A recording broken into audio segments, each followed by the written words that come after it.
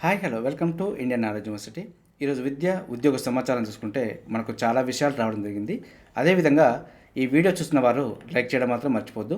మీరు చేసే లైక్ వల్ల ఎడ్యుకేషన్ మరియు ఎంప్లాయ్మెంట్కి సంబంధించి ప్రతి ఇన్ఫర్మేషన్ అందరికీ చేరే ప్రయత్నం జరుగుతుంది. సో ప్రధానంగా మనం వివరాలు చూసుకుంటే లెక్క తేలిందంటూ ప్రధానంగా అయితే వార్త చూసుకోవచ్చు.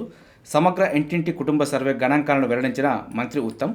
రాష్ట్రంలో మొత్తం జనాభా సుమారు 3.7 కోట్లు. సర్వేలో పాల్గొన్నదే 3.54 కోట్లు అంటూ వార్త చూసుకోవచ్చు. సో మనకు రాబో ఎగ్జామ్స్లలో తెలంగాణ ప్రభుత్వం ప్రతిష్టాత్మకంగా సర్వే నిర్వహించింది కాబట్టి దీని గురించి కొన్ని పాయింట్స్ అయితే అడిగే అవకాశం ఉంటుంది. సో మీరు ఇందులో వచ్చే ప్రతి పాయింట్ అయితే క్లియర్గా గుర్తుపెట్టుకోవాలి. అదేవిధంగా దీనికి సంబంధించి ప్రత్యేకమైన వీడియో అయితే మీకు అందుబాటులోకి తీసుకొచ్చే ప్రయత్నం చేస్తాను. సో మనం జనాభా మరియు వాటికి సంబంధించిన శాతం చూసుకుంటే ఎస్సీ అయితే 17.43%, అదేవిధంగా ఎస్టీ 10.45%, బీసీ ముస్లిమేతరులు 46.25%. అంటే మనకు ముస్లిమ్స్ లేకుండా బీసీ యొక్క పర్సంటేజ్ అని చెప్పి ఇవ్వడం జరిగింది. ముస్లిం మైనార్టీ బీసీలలో ముస్లిం మైనార్టీ చూసుకుంటే 10.08%, ముస్లిం మైనార్టీ ఓసీ చూసుకుంటే మనకు 2.48%, ముస్లిం మైనార్టీ బీసీ ప్లస్ ఓసీ చూసుకుంటే 12.56%, అదేవిధంగా ఓసీ చూసుకుంటే 13.31%, ఓసీ జనరల్ ప్లస్ ముస్లిం చూసుకుంటే 15.79% అంటే ఇవ్వడం జరిగింది. సో మీరు ఈ శాతాలు గుర్తుపెట్టుకోవాలి. అదేవిధంగా వీటికి సంబంధించిన జనాభాను కూడా గుర్తుపెట్టుకునే ప్రయత్నం చేయాలి. సో రాబో ఎగ్జామ్స్లలో అడిగే అవకాశం ఉంటుంది. గుర్తించిన కుటుంబాలు 1,15,17,457. సర్వే చేసింది మాత్రం 1,12,15,134 కుటుంబాలు. 3 లక్షలకు పైగా కుటుంబాలకు చెందిన 16 లక్షల మంది సర్వేకు దూరం అంటూ వార్త అయితే ఇవ్వడం జరిగింది. తాళం వేసి ఉన్న ఇల్లు 1.03 లక్షలు. వివరాలు ఇవ్వడానికి నిరాకరించిన వారు 1.68 లక్షలు అంటూ చూసుకోవచ్చు. మిగతా వారంతా రాష్ట్రేతర వలస కార్మికులుగా గుర్తింపు అంటూ ఇవ్వడం జరిగింది. సో మొత్తానికైతే మనకు సర్వేకి సంబంధించి కొంత డేటా అయితే ఇవ్వడం జరిగింది. సో దీనికి సంబంధించి అయితే రేపు క్యాబినెట్ మీటింగ్లో చర్చకైతే రావడం జరుగుతుంది. దీనిపైన ఒక క్లారిటీ వచ్చిన తర్వాత మనకు పంచాయతీ ఎలక్షన్లకు అవకాశం ఉంటుంది. దానికి సంబంధించి కూడా మీకు చెప్పే ప్రయత్నం చేస్తాను. మనకు సర్వేలో సేకరించిన వ్యక్తుల సమాచారం చూసుకుంటే పురుషులు 50.51%, మహిళలు 49.45%, థర్డ్ జెండరు 0.04%, మొత్తం 100% సంబంధించి డేటా అయితే ఇవ్వడం జరిగింది. సో దీనికి సంబంధించి అయితే పూర్తి డేటా ప్రత్యేకమైన వీడియో మీకు అందుబాటులో తీసుకొచ్చే ప్రయత్నం చేస్తాను. సో అదేవిధంగా మరొక పేపర్లో కూడా ఇదే వార్త అయితే రావడం జరిగింది. దీనికి సంబంధించి మరొక వార్త చూసుకుంటే నేడు సబ్ కమిటీకి ఎస్సీ వర్గీకరణ నివేదిక అంటూ వార్త చూసుకోవచ్చు. అందించనున్న ఏకసభ్య న్యాయ కమిషన్, రేపు కేబినెట్ మరియు అసెంబ్లీలో చర్చ అంటూ మనకు ఎస్సీ వర్గీకరణ నివేదిక సంబంధించి వార్త అయితే రావడం జరిగింది. సో దీనికి సంబంధించి చూసుకుంటే నేడు సబ్ కమిటీకి ఎస్సీ వర్గీకరణ నివేదిక, అందించనున్న ఏకసభ్య న్యాయ కమిషన్, రేపు కేబినెట్ మరియు అసెంబ్లీలో చర్చ అంటూ ఇవ్వడం జరిగింది. సో మనకు ఎస్సీ వర్గీకరణ పూర్తి అయితే ఉద్యోగ నియామకాలకు సంబంధించి లైన్ అయితే క్లియర్ అని చెప్పుకోవచ్చు. ఇక్కడ కూడా మనకు ఇవ్వడం జరిగింది. సో మనకు ఎస్సీ వర్గీకరణ చేసిన తర్వాత నోటిఫికేషన్లు ఇస్తామంటూ ముఖ్యమంత్రి ఇప్పటికే హామీ ఇవ్వడం జరిగింది. అందువల్లే ఎస్సీ వర్గీకరణపై తెలంగాణ సర్కార్ మొగ్గు చూపుతూ ముందుకు సాగుతుందంటూ వార్త అయితే ఇవ్వడం జరిగింది. సో మనకు స్థానిక ఎన్నికల ప్రక్రియ అప్పుడే అంటూ మరొక హెడ్డింగ్ కూడా చూసుకోవచ్చు. బీసీ రిజర్వేషన్లు, ఎస్సీ వర్గీకరణ అంశాలపై చట్టపరమైన ప్రక్రియ పూర్తయిన తర్వాత స్థానిక సంస్థల ఎన్నికల ప్రక్రియకు తెరలేపుతారంటూ వార్త అయితే ఇవ్వడం జరిగింది. రాష్ట్ర స్థాయిలో రిజర్వేషన్లను ఖరారు చేసిన తర్వాత వాటి వివరాలను జిల్లాకు పంపిస్తారంటూ ఇవ్వడం జరిగింది.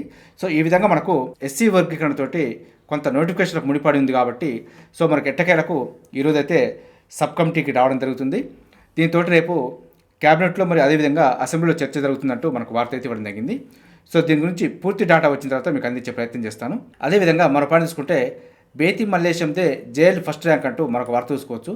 మార్కులు ఎక్కువ వచ్చాయని విత్ హోల్డ్లో పెట్టిన టీజీపీఎస్సీ 7 నెలల న్యాయ పోరాటం అనంతరం మొదటి ర్యాంకర్గా ప్రకటన అంటూ వార్త చూసుకోవచ్చు. ఎట్టకేలకు జయించడం జరిగింది. పరీక్షలో మార్కులు ఎక్కువ వచ్చాయన్న అనుమానంతో విత్ హోల్డ్ వేటు పడిన విద్యార్థినే ఎట్టకేలకు టీజీపీఎస్సీ టాప్ ర్యాంకర్గా అయితే ప్రకటించింది. సో మనకు జనగామ జిల్లా లింగాల గణపురం మండలం వడిచెర్లకు చెందిన బేతి మల్లేశం 2020లో టీజీపీఎస్సీ విడుదల చేసిన జూనియర్ లెక్చరర్ పోటీకి ఎగ్జామ్ రాయడం జరిగింది. సో మనకు 2024 జూలైలో ప్రకటించిన పరీక్ష ఫలితాల్లో మొత్తం 450 మార్కులకు గాను 408 మార్కులు సాధించి ఫస్ట్ ర్యాంకర్కి అయితే నిలబడడం జరిగింది. సో టాప్ ర్యాంకర్కి సెకండ్ ర్యాంకర్కి చూసుకుంటే మనకు 102 మార్కుల తేడా అయితే కనబడుతుంది. సెకండ్ ర్యాంకర్కి 306 మార్కులు, ఫస్ట్ ర్యాంకర్కి 408 మార్కులు, అంటే మనకు 102 మార్కుల తేడా అయితే ఉండడం జరిగింది. సో ఇంత భారీ గ్యాప్ అనేది చిన్న ఆషామాషి విషయం ఏం కాదు. సో 408 మార్కులు అంటే మనకు స్టేట్ టాప్ ర్యాంకర్గా నిలబడడం అనేది అతిశయోక్తి ఏం కాదు. అయినప్పటికీ వీరి గురించి చూసుకుంటే మల్లేశం మహారాష్ట్రలోని ముంబైలో స్కూల్ అసిస్టెంట్ మ్యాథ్స్ టీచర్గా పనిచేస్తున్నారు. 2009 నాన్ లోకల్ కోటాలో ఆయన టీచర్ ఉద్యోగం సాధించారంటూ వార్త చూసుకోవచ్చు. నాన్ లోకల్ కోటాలో స్కూల్ అసిస్టెంట్ సాధించడంతో సో కొంత మ్యాథ్స్ మీద అయితే పట్టుందని చెప్పి మనకు అర్థమవుతుంది. సో ఈ విధంగా మనకు జేఎల్లో 450 గాను 408 మార్కులు సాధించి స్టేట్ టాప్ ర్యాంకర్గా నిలబడడం జరిగింది. అదేవిధంగా మరో పాయింట్ చూసుకుంటే మార్చి 1 నుంచి నాటా పరీక్షలు అంటూ మరొక వార్త కూడా చూసుకోవచ్చు. నేటి నుంచి ఆన్లైన్ రిజిస్ట్రేషన్లు. దేశంలోని వివిధ ఆర్కిటెక్చర్ కళాశాలలో ప్రవేశాల కోసం నిర్వహించే national aptitude test in architecture సంబంధించి 2025 నోటిఫికేషన్ అయితే విడుదల చేయడం జరిగింది. దరఖాస్తు ప్రక్రియ సోమవారం నుంచి ప్రారంభం కానున్నది. జాతీయంగా నిర్వహించే ఈ పరీక్షలు మార్చి 1 నుంచి జూన్ వరకు నిర్వహిస్తారు. శుక్ర శనివారాల్లో మాత్రమే ఈ పరీక్షలు నిర్వహించనుండగా శుక్రవారం కేవలం మధ్యాహ్నం, శనివారం ఉదయం మధ్యాహ్నం 2 సెషన్లో పరీక్షలు ఉంటాయంటూ మనకు ఇవ్వడం జరిగింది. రాష్ట్రంలో హైదరాబాద్, సికింద్రాబాద్ సహా గ్రేటర్ పరిధిలో పరీక్ష కేంద్రాలను ఏర్పాటు చేస్తారు. ఈ పరీక్ష స్కోరు ఆధారంగా జాతీయంగా 142 కాలేజీల్లోనే సీట్లను భర్తీ చేయనున్నారంటూ ఇవ్వడం జరిగింది. నాటా స్కోర్ను 2 ఏళ్ల పాటు వినియోగించుకునే అవకాశం కూడా ఉంది. సో ఈ ఎగ్జామ్స్ అయితే రాసే ప్రయత్నం చేయండి. అదేవిధంగా 8 వరకు CUT పీజీ దరఖాస్తుల గడువు అంటూ వార్త చూసుకోవచ్చు. ఎవరైతే సెంట్రల్ యూనివర్సిటీలో పీజీ మరియు PhD చేయాలనుకుంటారో వారికైతే ఇది ఒక మంచి అవకాశం అని చెప్పుకోవచ్చు. సెంట్రల్ యూనివర్సిటీలోని పీజీ కోర్సులో ప్రవేశాలకు నిర్వహించే CUT పీజీ దరఖాస్తుల గడువును ఈ నెల 8 వరకు పొడిగించినట్టు NTA ప్రకటించింది. ఈ నెల 1తో గడువు ముగియగా 8 వరకు కూడా అవకాశం ఇవ్వడం జరిగింది. అదేవిధంగా 10 నుంచి 12 వరకు దరఖాస్తుల 18కి అయితే అవకాశం ఇవ్వడం జరిగింది. సో ఎవరైతే పీజీ చేయాలనుకుంటారో వారైతే ఈ అవకాశం ఉపయోగించుకునే ప్రయత్నం చేయండి. అదేవిధంగా మరో వార్త చూసుకుంటే విద్యుత్ రైలుకి వందనం అంటూ 100 సంవత్సరాలు పూర్తి చేసుకున్నట్టు వార్త అయితే ఇవ్వడం జరిగింది. సో మనకు రైలుకు సంబంధించి కూడా కొన్ని వార్తలు అయితే చూసే ప్రయత్నం చేయండి. 1925 ఫిబ్రవరి 3న దేశంలో తొలి విద్యుత్ రైలు పరుగులు పెట్టిందంటూ ఇవ్వడం జరిగింది. ముంబై మరియు కుర్లా మార్గంలో మొదటి వినియోగం. 1961 తర్వాత ఊపందుకున్న రైల్వే విద్యుదీకరణ. పెద్ద దేశాల్లో రైల్వే విద్యుదీకరణ అత్యధికంగా జరిగిన దేశం మనదే అంటూ కూడా వార్త చూసుకోవచ్చు. సో రైల్వే లైన్ల విద్యుదీకరణ పెద్ద దేశాల పరిస్థితి ఇది అంటూ మనకు డాటా అయితే ఇవ్వడం జరిగింది. సో విద్యుదీకరించిన మార్గం కిలోమీటర్కి సంబంధించి చూసుకుంటే అమెరికా చూసుకుంటే 1929 కిలోమీటర్లు అంటే 0.87%. చైనా చూసుకుంటే 1,19,000 కిలోమీటర్లు అంటే 74.84%. రష్యా చూసుకుంటే 54,054 కిలోమీటర్లు అంటే 51.48%. భారత్ 64,244 కిలోమీటర్లు అంటే 94%. సో ఈ శాతాన్ని ఆ దేశంలో ఉన్న మొత్తం లైన్ నుంచి ఈ పర్సెంట్ అయితే తీయడం జరిగింది. సో మొత్తానికైతే మనకు విద్యుత్ రైలుని స్థాపించి 100 సంవత్సరాలు పూర్తయిన సందర్భంగా దీని గురించి కొంత మ్యాటర్ అయితే ఇవ్వడం జరిగింది. సో దీని గురించి కూడా ఒకసారి చూసుకునే ప్రయత్నం చేయండి. అదేవిధంగా విశ్వ విజేతగా భారత్ అంటూ మరొక వార్త కూడా చూసుకోవచ్చు. ఉమెన్స్ అండర్-19 వరల్డ్ కప్లో వరుసగా 2వ టైటిల్.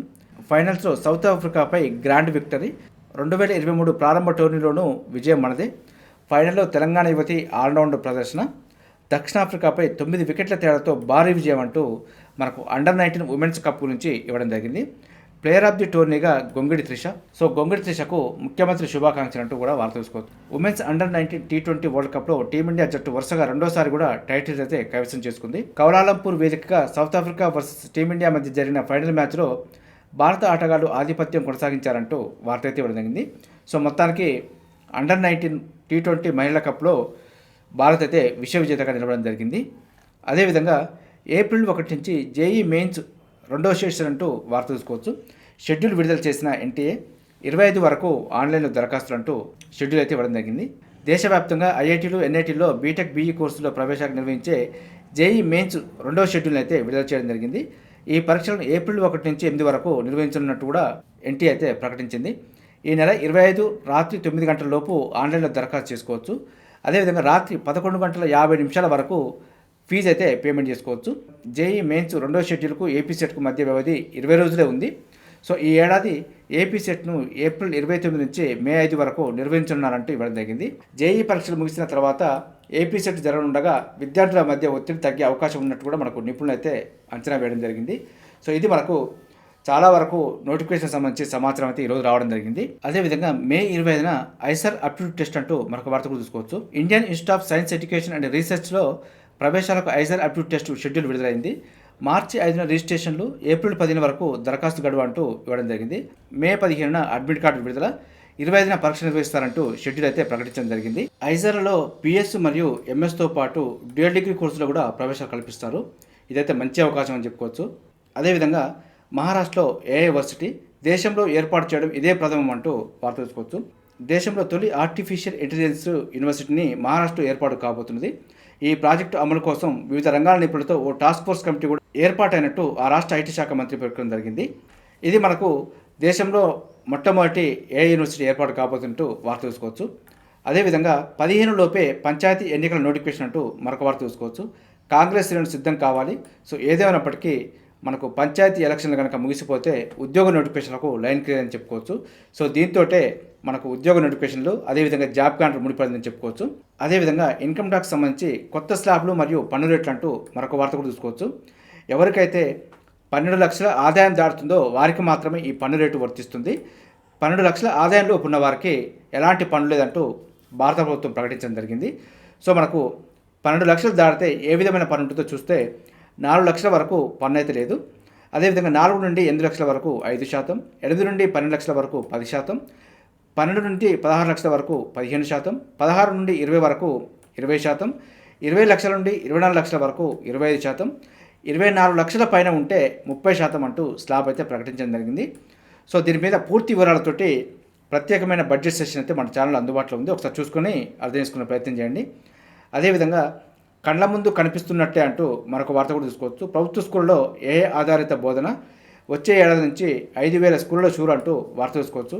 దీంతో ప్రభుత్వ స్కూల్లో సంచలనమైన మార్పులు జరగబోతున్నాయని చెప్పుకోవచ్చు. 5వ తరగతి నుంచి 10th వరకు వర్చువల్ రియాలిటీ విధానంలో పాఠాలు, త్వరలో పాఠశాల విద్యాశాఖ నివేదిక అంటూ వార్త అయితే ఇవ్వడం జరిగింది. సో దీన్ని కనుక అమలు చేస్తే ప్రభుత్వ స్కూల్లో విద్యార్థుల సంఖ్య గణనీయంగా పెరిగే అవకాశం ఉంది. కార్పొరేట్ స్థాయికి ధీటుగా అయితే నిలబడే అవకాశం ఉంది. సో దీన్ని అయితే మనం స్వాగతించాల్సిన సమయం అయితే ఏర్పడిందని చెప్పుకోవచ్చు. అదేవిధంగా న్యూ జనరేషన్ లాంచింగ్ వెహికల్ అంటూ మరొక వార్త కూడా చూసుకోవచ్చు. అంతరిక్ష పరిశోధన సంస్థ భవిష్యత్తులో చేపట్టబోయే అతిపెద్ద ప్రయోగాలను దృష్టిలో పెట్టుకొని న్యూ జనరేషన్ లాంచింగ్ వెహికల్ రాకెట్ను తయారు చేసేందుకు శ్రీకారం చుట్టిందంటూ ఇవ్వడం జరిగింది. ఇస్రో ప్రారంభంలో చేపట్టిన సౌండింగ్ రాకెట్ల ప్రయోగాల తర్వాత 40 కిలోల నుంచి 5,000 కిలోల ఉపగ్రహాలను మోసుకెళ్లే SLV, ASLV, PSLV, GSLV, SSLV, LVM-03 geosynchronous satellite launch vehicle MK111 అనే 6 రకాల రాకెట్లను అయితే అభివృద్ధి చేసింది. 20 నుంచి 30 టన్నుల బరువు కలిగిన ఉపగ్రహాలను మోసుకెళ్ళడానికి న్యూ జనరేషన్స్ లాంచింగ్ వెహికల్ని అయితే తయారు చేయబోతుంది. సో దీనికి సంబంధించి ప్రత్యేకమైన వీడియో మన ఛానల్ అందుబాటులోకి తెచ్చే ప్రయత్నం చేస్తాను. అదేవిధంగా రైట్స్ లిమిటెడ్లో కూడా 8 పోస్టులకు సంబంధించిన నోటిఫికేషన్ వచ్చింది. ఆన్లైన్ దరఖాస్తుకు చివరి తేదీ ఫిబ్రవరి 13 వరకు ఉంది. అదేవిధంగా HLL లైఫ్ కేర్ లిమిటెడ్లో కూడా మరికొన్ని పోస్టులకు సంబంధించిన నోటిఫికేషన్ వచ్చింది. ఆన్లైన్ దరఖాస్తుకు చివరి తేదీ ఫిబ్రవరి 12 వరకు ఉంది. హైదరాబాద్ నైఫర్లో కూడా 15 పోస్టులకు సంబంధించిన నోటిఫికేషన్ వచ్చింది. ఆఫ్లైన్ దరఖాస్తుకు చివరి తేదీ ఫిబ్రవరి 23 వరకు ఉంది. అదేవిధంగా బెల్ పూణేలో 22 డిప్యూటీ ఇంజనీర్ పోస్టులకు సంబంధించి కూడా నోటిఫికేషన్ వచ్చింది. ఆన్లైన్ దరఖాస్తుకు చివరి తేదీ ఫిబ్రవరి 24 వరకు ఉంది. కొచ్చిన్ షిప్ యార్డ్లో 11 పోస్టులకు సంబంధించిన నోటిఫికేషన్ వచ్చింది. ఆన్లైన్ దరఖాస్తుకు చివరి తేదీ ఫిబ్రవరి 13 వరకు ఉంది. అదేవిధంగా సౌత్ ఈస్టర్న్ కోల్డ్ ఫీల్డ్ లిమిటెడ్లో కూడా 100 అప్రెంటిస్లకు సంబంధించి నోటిఫికేషన్ వచ్చింది. ఆన్లైన్ దరఖాస్తుకు చివరి తేదీ ఫిబ్రవరి 10 వరకు ఉంది. సెంట్రల్ బ్యాంక్ ఆఫ్ ఇండియా ముంబైలో 1000 క్రెడిట్ ఆఫీసర్ పోస్టులకు సంబంధించి కూడా నోటిఫికేషన్ వచ్చింది. ఆన్లైన్ దరఖాస్తుకు చివరి తేదీ ఫిబ్రవరి 20 వరకు ఉంది. అదేవిధంగా మరొక పాయింట్ చూసుకుంటే గేట్ స్కోర్ ఉందా అంటూ ఇది మీకోసం అంటూ మరొక వార్త కూడా చూసుకోవచ్చు. రోడ్డు రవాణా రహదారుల మంత్రిత్వ శాఖకు చెందిన national highways authority of India 60 deputy manager technical పోస్టులకు సంబంధించి నోటిఫికేషన్ అయితే విడుదల చేయడం జరిగింది. గేట్ 2024 స్కోరుతో డైరెక్ట్ రిక్రూట్మెంట్ విధానంలో ఎంపిక చేస్తారంటూ ఇవ్వడం జరిగింది. సో గేట్ ఎగ్జామ్ ఎవరైతే మంచి స్కోర్ సాధిస్తారో దీనికి అప్లై చేసుకునే ప్రయత్నం చేయండి. ఎందుకంటే డైరెక్ట్ ఇంటర్వ్యూతోటే ఎంపిక ఉంటుంది. ఆన్లైన్ దరఖాస్తుకు చివరి తేదీ ఫిబ్రవరి 24 వరకు ఉంది. గేట్ స్కోర్ ద్వారా కేంద్ర ప్రభుత్వ రంగ సంస్థలలో దాదాపు 30 నుంచి 50 సంవత్సరాల వరకు 3 ఏళ్ల వరకు గేట్ స్కోర్ని అయితే వ్యాలిడ్గా పరిగణించడం జరుగుతుంది. సో ఒక్కసారి గేట్ స్కోర్ కనుక మీరు మంచిగా సాధిస్తే 3 ఏళ్ల వరకు ఇలాంటి సంస్థలలో జాబ్ అయితే పొందే అవకాశం ఉంటుంది. అదేవిధంగా HPCLలో కూడా జూనియర్ ఎగ్జిక్యూటివ్ పోస్టుకు సంబంధించి నోటిఫికేషన్ వచ్చింది. మొత్తం 234 జూనియర్ ఎగ్జిక్యూటివ్ ఆఫీసర్ పోస్ట్ అయితే భర్తీ చేయనుంది. ఆన్లైన్ దరఖాస్తుకు చివరి తేదీ ఫిబ్రవరి 14 వరకు ఉంది. ఈరోజు చాలా వరకు ప్రముఖ రంగ సంస్థలకు సంబంధించిన ఎంట్రన్స్ నోటిఫికేషన్లు అదేవిధంగా జాబ్ నోటిఫికేషన్ అయితే చెప్పడం జరిగింది. చూసారుగా ఇది ఈరోజు సంబంధించి విద్యా ఉద్యోగ సమాచారం. ఇదే విధంగా మన ఛానల్ అయితే ప్రతిరోజు మార్నింగ్ రావడం జరుగుతుంది. వీటితో పాటు అడ్మిషన్ నోటిఫికేషన్స్ మరియు రిక్రూట్మెంట్ నోటిఫికేషన్ సంబంధించి కూడా ఎప్పటికప్పుడు అప్డేట్ సమాచారం మీకు అందించే ప్రయత్నం చేస్తున్నాను. మన ఛానల్ చూస్తున్న వారు సబ్స్క్రైబ్ చేసుకొని ఫాలో అవుతూ ఉండండి. ఈ వీడియో నచ్చితే లైక్ చేయండి, షేర్ చేయండి. సబ్స్క్రైబ్ చేసుకోవడం మాత్రం మర్చిపోద్దు. Have a nice day.